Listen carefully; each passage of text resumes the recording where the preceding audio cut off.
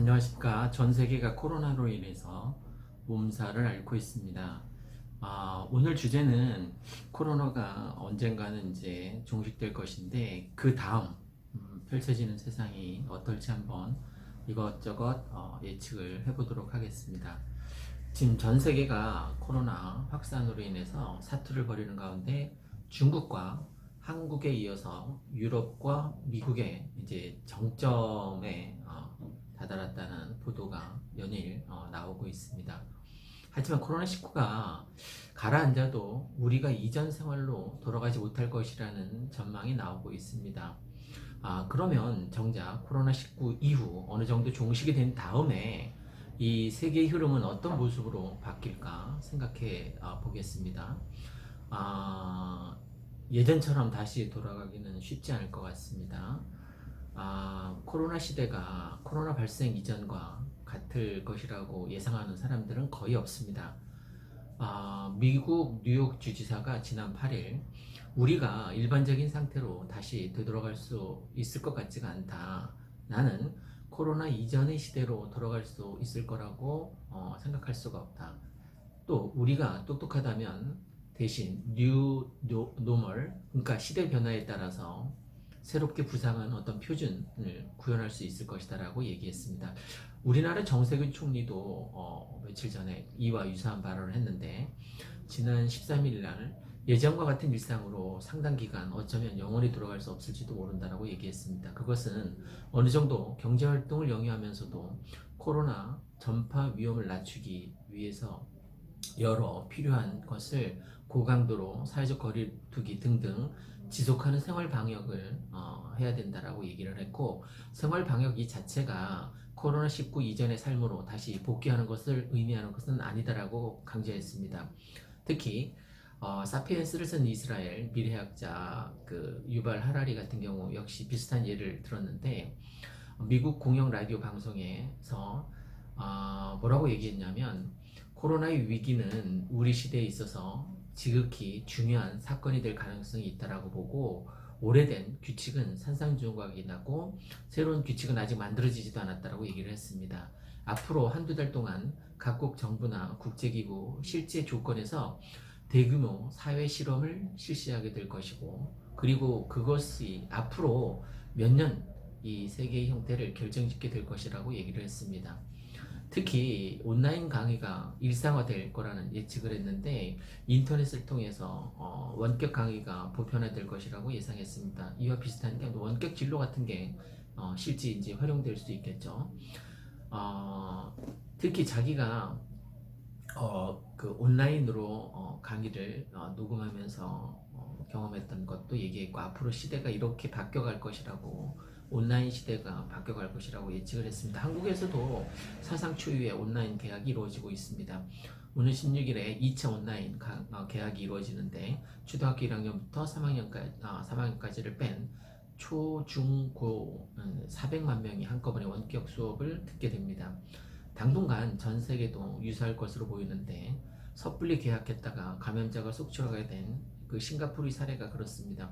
확진자가 2,299명이었고 사망자 8명밖에 안 됐었는데, 그 계약을 하는 통에 191명으로 증가하는 등 확진자가 하루에 200명, 300명으로 육박하는 이런 사태가 발생해서 바로 계약을 포기하는 일이 벌어졌습니다.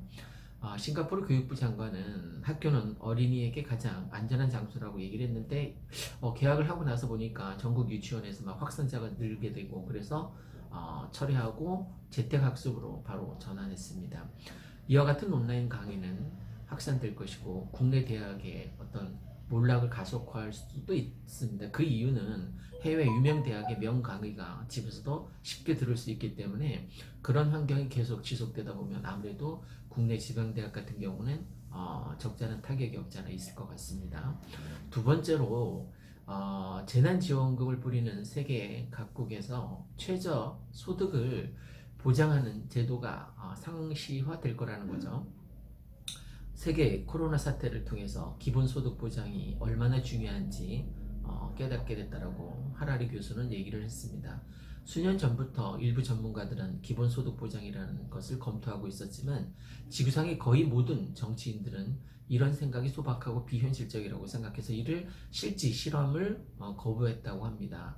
하지만 코로나 사태가 확산되면서 현재 미국의 극단적인 보수 행정기관조차도 위기 내내 국민 개개인의 기본소득을 지급해주기로 결정했다라고 얘기를 했습니다. 실제 그렇게 결정이 됐고요. 이미 일부 국가들은 코로나19 사태에 대한 대책의 일환으로 일회성 또는 지속적으로 보편적인 기본소득의 성격을 지원금 지급하겠다는 정책을 시행하겠다라고 발표를 했습니다. 스페인 경제부 장관은 가능한 한 이른 시일 내 기본소득 정책을 시행할 계획이라고 얘기했고 지난 5일 발표했습니다. 스페인에서 계획한 기본소득은 취약계층을 위해서 월 440유로, 한국 돈으로 약 52만 원 정도 됩니다. 이것을 지급하겠다라는 결정을 했습니다.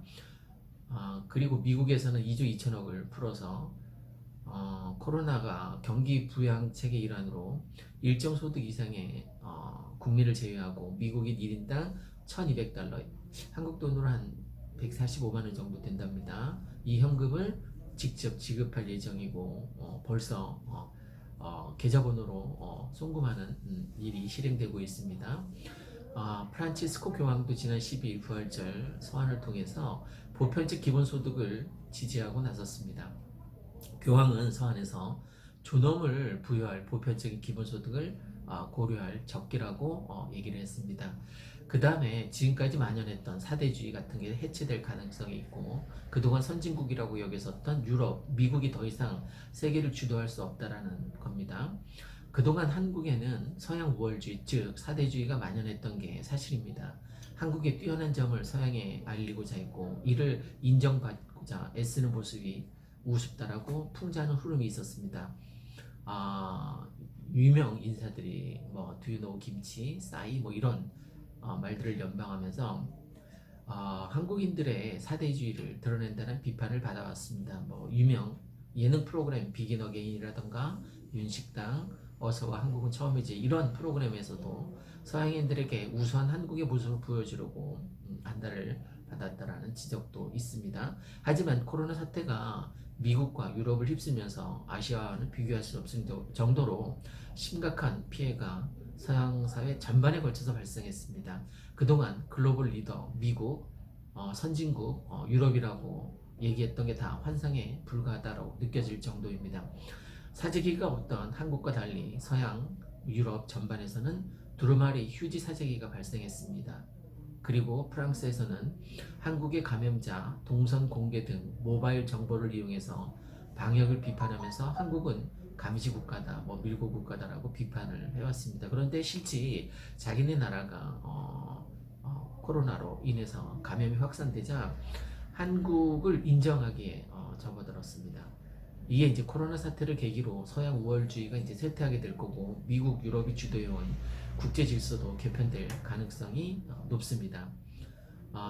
이코노미스트 튜더라는 사람은 한국 특파원은 기고글 해서 서양 우월주의가 무너지고 있고 한국은 변질된 개인주의에 갇힌 서양과 대조됐다라는 그러니까 아무래도 코로나에 대응하는 정책을 잘 펼쳤고 현 정부에서 좀 강도 높게 잘 사회적 거리를 둠으로 인해서 유럽이나 미국보다 확산되는 추세를 막을 수 있었기 때문에 앞으로 세계의 흐름을 주도하는 경제를 비롯해서 사회, 정치, 경제 모든 면에 있어서 한국이 모범 국가가 될 것이고 또 리더하는 국가로 부각될 가능성이 굉장히 높습니다. 그게 경제적으로 이제 파급 효과가 커지게 되면 아무래도 수출을 주도할 수 있는 그날이 올 수 있겠지. 물론 아직 유언하긴 합니다만 그렇게 전 세계의 어떤 흐름이라던가 아니면 주목받는 국가로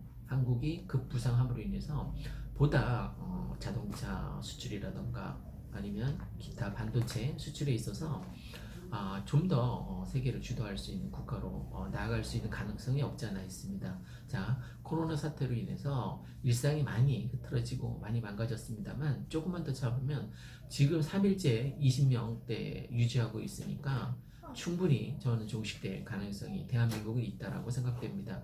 국민 여러분 좀 더 힘들겠지만 잘 사회적 거리를 둠으로 인해서 빨리 하루빨리 종식되기를 기원합니다. 이상 일산 아파트 거래 등 한성부동산이었습니다. 감사합니다.